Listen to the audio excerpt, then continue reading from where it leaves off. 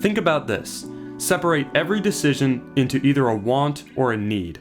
A want is anything you want to do, feel like doing, whatever. And a need is something you need to do something else that you don't want to do. For these purposes, anything you want and need to do is being classified as a want, because this is about perception, not definition. A want is playing video games and eating ice cream. A need is the boring 9-to-5 job and paying taxes. And we only perform needs because we want what they allow us to do instead of the alternatives. In this case, being homeless and getting arrested for tax fraud. But we don't like the act itself, so it is a need.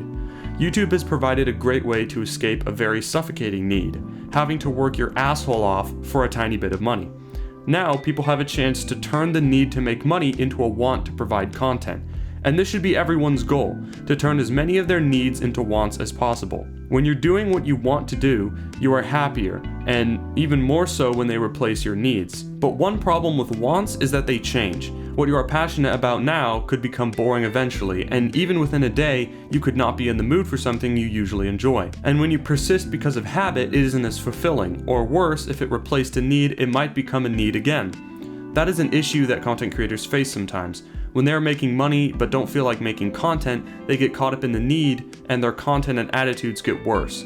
That is why you need to make sure you are inspired and excited to do something you want to do, especially if it involves work or has replaced a need, like content creating. Yes, there are sometimes limits, but you should always strive for wants, just keep those needs in mind.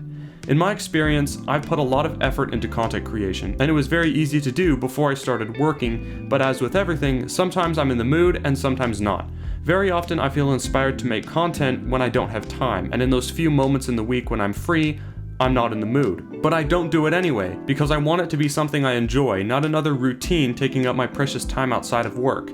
In a perfect world, there is enough time to make all the content I want when I feel like it, and produce even more regularly than I have ever. But as the world has gotten less perfect, all this is what I've realized. This is also why I don't make Shellshockers videos exclusively, because I'm not making videos only for the views.